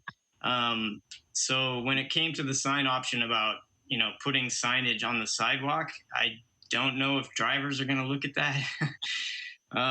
So those are some thoughts. One other thing I noticed in the report is that it looked like the city was going to be more selective about placing these permanent signs, and part of that was to get majority support on streets for these signs. I mean, the comment about how many signs ended up in North Glendale is very telling. If you're talking about majority support, it's a lot easier to get that in a place that only has a low density of residential units versus a high density area, say in South Glendale. So I almost feel like it should be open. If the street checks out and someone requests one on a street, maybe it could just be opened up and not have to be quite so stringent. No, that's a good point. In fact, that's why we did change the process when we initially launched the program. What I'll say is any of those things that we kind of put on the list, they were all kind of points of consideration, and that's definitely a comment we'll take into consideration. They're not intended to be the final criteria necessarily. I think actually what the point you made there about streets without sidewalks is a good point of, is that something that we factor in and that becomes more of a priority just because they are lacking the infrastructure? If I may just add a couple of things. The first time I saw those signs, I really liked them, simply because you notice them. It's just right there in the middle of the street. You can't miss them. You drive in your typical route, all of a sudden there's a new sign. And I think psychologically, you'll keep noticing that sign for a while. After that, it'll be like anything else. It'll be like a stop sign, or it'll be like a speed limit that no one's paying attention. So that's why I agree with Commissioner Augustin that you paint the pavement. I mean, people who speed, they're not going to read and say, oh, I'm going to slow down because it says slow down. I think they speed because they don't care. So for them, putting a sign in the middle of the street that creates that constraint, I think it will help for a while. I think after a while, they'll find a way to go around it or do something, which then we got to come up with a new solution. So, but one thing actually those signs do more than the intent of use of what we're trying to do is actually for the turning, for the left turn, that it's one of my pet peeves that people go into the opposing lane. And when you put that sign in that front, they can't do that anymore. And that I love that idea just because of that. So I'm again with Commissioner Lester. I don't care about that sign on the sidewalk side of the street. People are not going to notice it the same way they don't notice the speed limit and many other things that it's over there. And even if they do for the first couple of weeks after that, they're not going to notice. So I think I like it in the middle of the street. I don't like those bag ideas. I don't know, it's just me, but I just didn't care about them. I think a small sign could be 12-inch wide, maybe maximum. Doesn't need to be too wide, just a little bit wider than maybe the stripe itself. I think that'll do the job. I think people will pay attention. It's in the middle of the street. It'll control the left turn. I think it'll work for a couple of years in every place you put. After that, I think people are going to get used to it, and I think they won't even notice it after a while, which will maybe change the color or do something later on. I don't know, but right now I'm liking it. As I said, the first time I saw it, I'm like, oh, that's cool. Okay, I got to slow down, and I got to pay attention to that thing. And I think everyone was paying attention to it. So I like the first few options. I don't care that much either which way you go, but I didn't like the last one, the big bag. I just don't care. But that's a personal idea, preference. That's fine. I forgot to mention, sorry, Henrik, are you done? Yeah, I'm done. Okay, sorry, I forgot to mention that the signs, if they incorporate not just, hey, slow down, but also about what's happening in that community, because like for where I live, the demographics have changed. And as opposed to being fairly older people, we now have a lot of young families with children, babies, and most of them have a hard time because their kids can't come and play outside, because there are people speeding around. So if the signs also went in the way of explaining to people that they are children here, that it's for not just speed, it's just for safety of everyone, I think that would perhaps appeal to a broader sense of people. But based on what Henrik just said and what I believe, these signs on their own are not going to work. We need a comprehensive plan of education or information that we provide to the city residents. Otherwise, they'll just be another thing. You know what I mean? But I do like, as I said, as Henrik said, that sign that's in the middle of the road, the slim one, that's the one I personally prefer. That's it. Great, thank you very much. We'll incorporate these comments into our presentation with council in March. And going to your point about the signs maybe reflecting the neighborhood, one of the things that we can consider when we first started this program and we were having conversations with SCAG is they actually had created a series of different signs that neighborhoods could choose from. So we could always do that for this kind of option. Create a 2, 3, 4 different options that then that community can select one that maybe is a little more representative of them, if you will. All right, so we are getting closer. We are almost there. What I'd like to do is turn this again back over to Edward. He's going to discuss the citywide traffic study. We're also going to discuss some elements about SB 743. This is going to be a very high-level touch on SB 743 and the traffic impact fee. If the TPC wishes, we will be happy to come back and give a more in-depth study session on that, but we just wanted to make sure that we kind of incorporated that as part of this. But again, just some quick light touches on these topics. Thank you, Bradley. That's what mentioned. As you see the title, this is citywide traffic study. For the next 3 slides, I'll be covering the citywide traffic study, the needs for it, the objectives, and how to establish the baseline. And from that slide, as you see, it will explain the background of why citywide traffic study is actually needed. The Regional Transit Project addressed long-range congestion issues and offer other modes of travel. However, a more near-term assessment is needed to evaluate and manage present-day transportation operation issues. Future regional transit system improvements, such as the streetcar project and bus rapid transit, address long-range congestion issues in the city of Glendale and will offer alternate forms of mobility to the public. However, there's a need to assess near-term future measures that address current traffic and transportation operational issues. The proposed citywide traffic study addresses current and near-term future traffic and transportation operations and will provide the data and tools to help make data-driven decisions on managing current issues. And we see, next slide, please. We'll be here covering the objectives I mentioned earlier, and that will objective of the study is really or are to provide a detailed system-wide transportation analysis of the current and near future system, to provide the quantitative data that we mentioned earlier, required to understand and evaluate system needs, benefits, and impacts of transportation projects, as well as the balance the needs of multiple modes of travel within the system.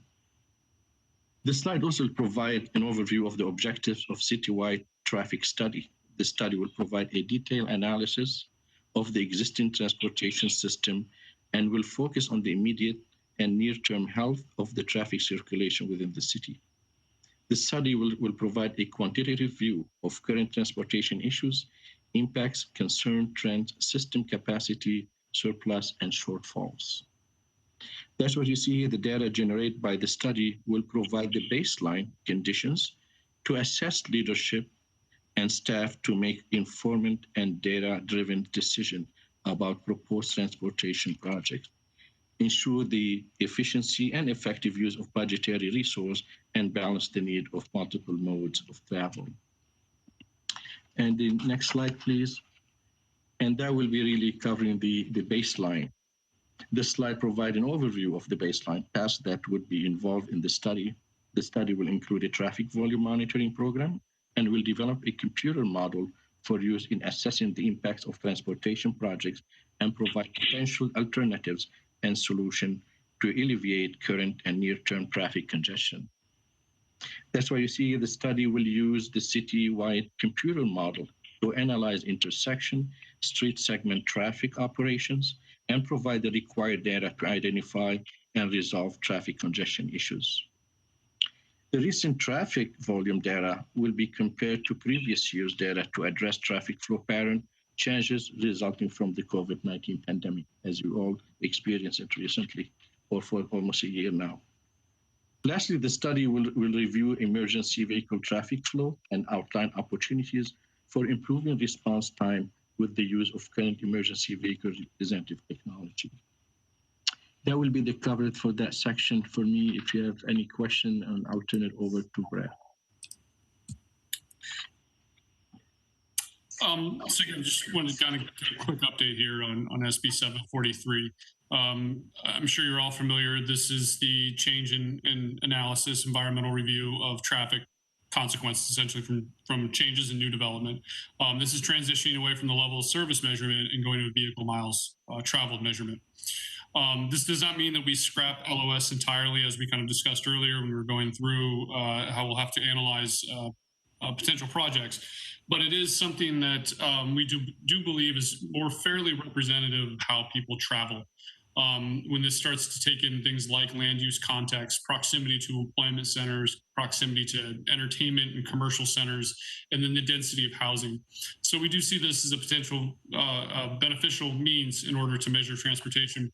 And also, even more importantly, is that the mitigation measures include all modes of transportation, not just roadway or intersection improvements. So not every strategy and every mitigation strategy is going to recommend, say, widening a road or including the turn pocket. It's going to include things like improving transit access, improving sidewalks, improving bicycle infrastructure.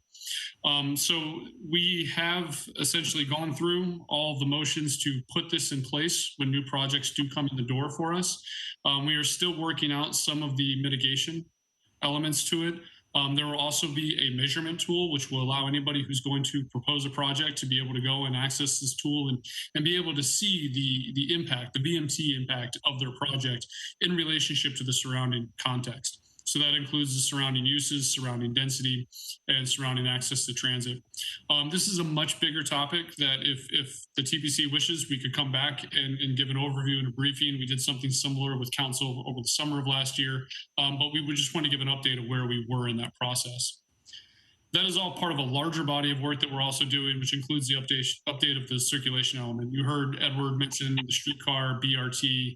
We now have the Verdugo Wash as a potential project, which I'll speak to in just a moment. We have a number of other initiatives that are changing the transportation dynamics in Glendale. And because of that, we need a circulation element that reflects that. It reflects these different modes, reflects these different plans that we have in place, and some of the things that are actually being implemented. We're still in the infancy of this project. We're right now just in the data collection phase. As you heard Edward say, there's some of this data is going to be hard for us to get right now because travel patterns have changed significantly. So right now we're just in that kind of data collection phase, which this body of work is going to work closely with our land use element update as well as our housing element updates. These are all kind of a suite of projects that we're working on right now. And will ultimately inform our traffic impact fee. That's something that has been a priority for the council for a while. Again, what we really need to do is be able to update that circulation and land use element in order to create an effective traffic impact fee. We still need to do much more work. This is something also kind of in its infancy, but all of these projects, circulation element, SB 743, traffic impact fee, all of these will come back before the TPC as we make significant advancements so that we can give you an update, give you opportunities for input as well. So do please stay abreast for that. And again, we can always come back for the SB 743 work. One project that we're particularly excited about is the opportunity of the Verdugo Wash. This was something that the council gave us the green light for over the summer. It is identified in the bicycle transportation plan that the Verdugo Wash could serve as this kind of critical spine for the bicycle transportation plan, the bicycle transportation network. It is a project that many in the community have been asking for, been hoping for, lobbying for in some cases. But even more importantly, this is a project that can be extremely transformational for the city of Glendale. The idea here is that we look at that Verdugo Wash as more than just its utilitarian means to offer flood control. But what can it do for us in terms of pedestrian improvements? What can it do for us in terms of bicycle improvements? And what role does it play for open space? So looking at this as a multimodal transportation spine, but also something where open space can go above, within, and adjacent to it. And one other thing the council had asked for us to consider as part of this was habitat restoration. How can we restore certain elements of this to go back to its original function as a river? As a natural habitat. We see this in projects such as the Los Angeles River. This is essentially a smaller scale version of that. But again, this is a project that, when you look at these kind of multimodal and recreational trail opportunities, can be identifiable and transformational for a city. The top example there that we use as a reference point also is the Atlanta Beltline. Both this and the Los Angeles River serve as kind of reference points for us of what we would like to try to achieve. The Atlanta Beltline was a former rail line that was transformed into a sidewalk and pedestrian and bicyclist path, but it also improved opportunities for habitat restoration through open space. This is actually an example of one of the parks that they created. At one point, this was actually a parking lot for a Sears warehouse distribution center. The city had about a $40 million stormwater management issue that they could pipe. And instead, they created this park for under $20 million. And sometimes what we've heard from some people as we've started to launch into this project is, how can we use this wash for people-related activities when it's supposed to handle flood control? And this is a good project to look at as an example, is that you can see in the distance along the line, along the wall here, there are these water level lines. These are the flood lines. Essentially, this project, which brought back the natural habitat to a former parking lot, is also designed so that it can flood. It still performs its function as a retention pond for the city of Atlanta. And at those times, the park is just not usable. But when they're not managing those kind of flooding issues, it becomes this natural habitat and this recreational area for the city. This was one of the projects that was spurred off from the actual trail. And this is what we mean by opportunities to create parks that are adjacent to the Verdugo Wash. As well as things that could actually go over it, smaller scale versions of, Space 134, if you will. Something that's a little more achievable and a little more attainable. So what we did is we held an RFP process in the summer of 2020. We were overwhelmed by the responses. We received approximately 21 total responses from landscape and urban design firms across the world. Some of the most high-profile firms that we could have hoped for and imagined, those that designed the High Line in New York City. This example here is Governor's Island in New York. Ultimately, the lead designer for Governor's Island had started his own firm named Milk. They were the ones that ultimately won after our selection committee reviewed their proposal. We felt that they could bring the most exciting initiative to the city, but something that was also pragmatic and achievable. This is something that touches 14, 15 different neighborhoods. So we're going to need to be very contextually sensitive to all of these different neighborhoods. This can't be a park for everyone. In some cases, some neighborhoods may want to see it take on a different form and a different shape. In some places, it'll be a great opportunity for us to create a large-scale park. But it's going to need to respond to those various contexts and those various neighborhoods that are there. So we just wrapped up. Actually, we just held our first kickoff meeting with the firm in the past week. There's going to be a lot of public engagement that will come along with this project. In fact, we're working on a website tailored just for this project itself. And again, this is one of those things that we'll also bring back to TPC during those kind of critical engagement points to get your feedback on the designs before we advance too far with it. But overall, we think this project has a really exciting opportunity. We're calling this the visioning phase because it's really going to give us kind of those urban design ideas and principles. And then from there, we'll be able to advance into more from it. This is actually an example of one of the projects from that same firm. It's a public space project that they did in Sacramento. This was essentially a pavilion that was created. One of the things that the committee really appreciated was their fluid forms, something that they could create a very unique and identifiable features in the landscape. And shared mobility. And I think this might be the last item. So we're almost there. Back in 2019, we had asked council if they wanted to consider going forward with the shared mobility. At that time, they declined. We came back with an alternative proposal, and council instructed staff to issue an RFP to consider at least 2 vendors to provide a total of 500 devices. These would be shared bicycles and shared scooters. Council did ask for those proposals to be separated so they had a chance to evaluate bicycles versus scooters, be able to kind of mix and match which ones we felt were a best fit for the city of Glendale. Again, as I mentioned, up to 2 vendors as part of that. The idea here is a 12-month pilot program so that we can evaluate whether or not a permanent program is something that would work in the city of Glendale. Is it something that works for commuters' needs? Is it something that we can fit into our transportation fabric and our transportation network? There's a series of regulations that are proposed, not finalized yet. In fact, when we do get those finalized after we've selected the preferred vendors, we would come back to council with some changes to the ordinances that would allow this to occur in the city. But we wanted to put out essentially baseline examples of what we were anticipating for these regulations. We were looking at operating hours for this, where the devices would work between, say, 6 a.m. and we're advocating for 11 p.m. More so from an equity perspective, so that those that may have service jobs who are working later could be able to grab a bike or a scooter and be able to commute home with it. We have seen some cities where they do cut it off at 9, so that'll all be part of our negotiations with the selected vendors. There will be a public engagement and safety education campaign for this. Educating people where they can use them, how they can use them, where they can park them, other elements. There will be a data collection component to this. It will protect the security and privacy of all users, but it'll allow us to better understand where we can direct our investment in both our plans and our infrastructure improvements based on how people are using these devices. There will be parking locations that will be identified. Some may be virtual, some may be physical, but the idea here is that this would be a dockless system.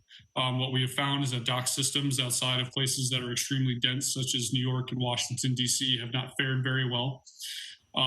There will be a defined service area that's actually exhibited here in the graphic. You can see it goes just north of downtown across the 134 and really goes from Chevy Chase all the way out to San Fernando and then capturing Tropico. The idea here is that someone taking the train into Glendale would be able to grab a bicycle or a scooter and be able to come to our employment center. Now, with bicycles being a significant component of this, there may be a consideration of how do we capture Glendale Community College. Those bicycles would be standard and some would include electric as well. So there is an opportunity to be able to connect other nodes, and that's something that council will be providing their input on in March. And really the way that geofencing works is if someone takes their device outside of the finalized study area or service area, that device would eventually just slow itself down. It cannot abruptly stop, obviously, as that would cause safety concerns. But it would slow itself down and then it would lock itself, and then the vendor would be notified that it is outside of the service area and that they need to come and pick it up. So there's a number of different recommendations for regulations that are included. I didn't go through all of them there today, but there are a number of different safety measures, and some of them will be dependent on the vendors that we select. Again, we're expected to go sometime in early March for that vendor selection. Later on, within about 60 days, we'll come forward with the refined regulations as well as the ordinances. And we're really hoping to get a summer launch for this program to be able to take advantage of the good weather, be able to evaluate the program. At the bottom of this, you kind of see a graphic timeline. We would have check-in points along the way to provide a 90-day report, a 9-month report, to be able to update stakeholders, commissions, boards, councils on the performance of the program. This would include a public survey as well, so that we could come back at the end of this pilot program and be able to successfully determine whether or not a permanent program is something that does fit for the city of Glendale. And the last piece I want to touch on is just Vision Zero. This is something that is incorporated as part of the pedestrian plan. It is something that would be adopted along with the pedestrian plan. But what this does is it creates that benchmark that we talked about, that we hope for with the pedestrian plan. It would establish a time frame to eliminate eliminate fatal and serious collisions, but across all modes of transportation. The goal here of Vision Zero is not to stop all pedestrian fatalities and collisions or all bicyclists, but all modes of transportation. So it's a very comprehensive approach. It's going to cross all modes of transportation, but it's also going to cross many departments within the city, from public works and their implementation to community development with their planning to police and their enforcement. This is all about safe street design, speed reduction, and also complete streets, making sure that we can safely accommodate all modes on our streets. Vision Zero comes with a very heavy emphasis on education and enforcement. I believe we've heard education mentioned many times. I believe the B Street Smart campaign was very successful for us. In fact, when you look at those collision rates and the way they've changed as we started our education campaign, and then when we stopped our education campaign, we also saw those numbers start to escalate back up. So education is a very important component of this. And as I mentioned, that is part of the pedestrian plan adoption. That's something that will come forward with it. We will be talking more about this at the city council session. And in fact, we will have a representative, I believe from Caltrans, who's going to speak at greater length about Vision Zero with city council at the night of the study session. That's going to be on March 2nd. So if you're interested, that would be a very good time to tune in and learn more about that initiative. So thank you for sticking with us. I believe we just hit the 2-hour mark on this. I know this was a lot of information, but we have a lot of stuff going on, a lot of exciting initiatives, a lot of things to really try to help balance the mode of transportation systems in our city, improve safety. And I'll be happy to answer any concluding questions if you have any. Yes, I have a question, please. Regarding shared mobility, I'm very concerned about the success of bike share without addressing the question of the illegality of riding on commercial district sidewalks. I know for a fact people have stopped riding in Glendale because they got a ticket from going on the sidewalk because it wasn't safe in the street. Casual rider is not going to, it generally will not enter the traffic flow on a bike. And so I just was wondering if there's some way we could look into easing that. Burbank allows it, Pasadena allows it, Los Angeles allows it. If there's a chance that staff could look into this, some of the other questions are, is GDP, if there's data on sidewalk violations, do they do sting operations, that kind of thing. It seems like this is very critical to the success of that program downtown. That's an excellent point. And actually, when we discussed this initiative with council, they asked us to take a look at that as well. And what we'll ultimately do is have a discussion about that when we have to start looking at the ordinances that need to change. But we will note that comment. Thank you.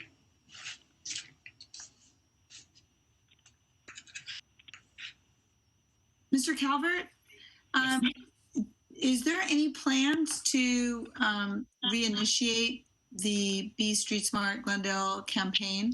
Or at the very minimum, I know we had those very effective banners that were being rotated throughout the city, and so effective that people outside of the city I had received so many comments from them telling me that the visibility of them was so effective, really made an impact. So are we just done with that program, or can we start kind of bringing that back? No, we would like to look at what a phase 2 could look like for that program. I think, as you acknowledged, we received a lot of positive notoriety for that program. I also think that when you look at the data from when we started the program, from when it ceased, there's a difference that may be anecdotal. We would probably need to do a little bit more digging to understand. But I do think that there is definitely a benefit to that program, and that is something that we are trying to strategize around. What can we do for a phase 2? Because as many of you noted about the slow streets, we don't want to just deploy the same thing back out there again. Ultimately, it kind of fades in the background. People get used to seeing things. So what could a phase 2 of this program look like? And as we start to figure out more of what that could be, that's something we would like to be able to bring back and get input and feedback on.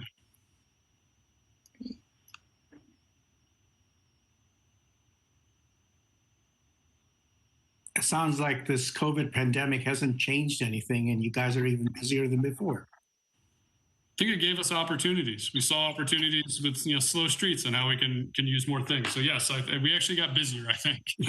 Well, that's great. Any other comments from anyone?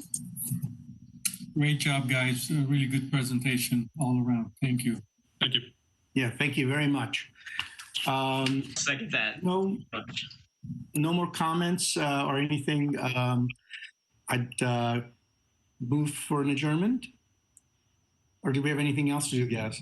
Mr. Chair, we have the oral communications. So if you have some phone calls. Oh, yes. Sorry.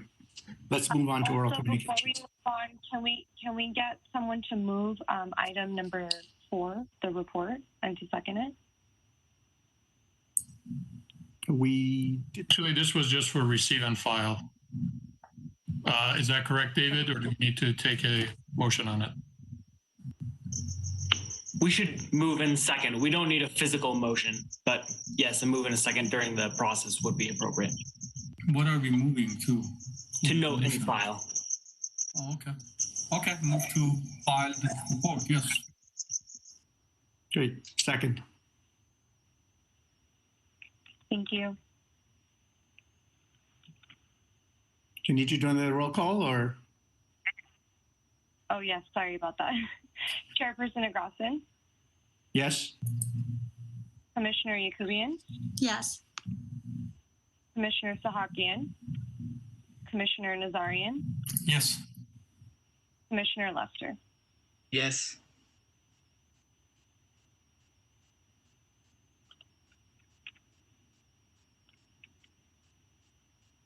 So are we moving on to our oral communications, or do we have any callers, or?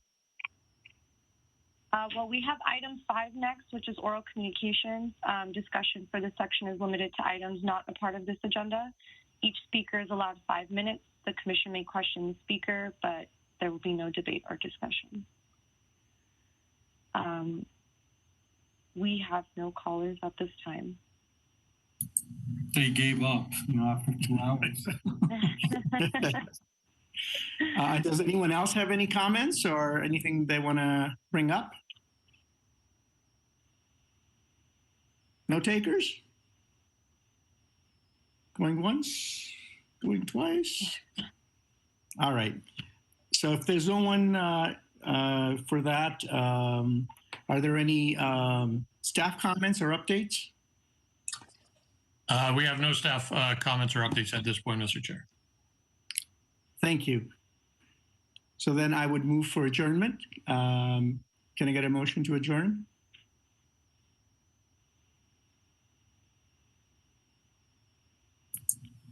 Okay, I'll keep doing it. I've been doing it all day long. I'll do it. Motion.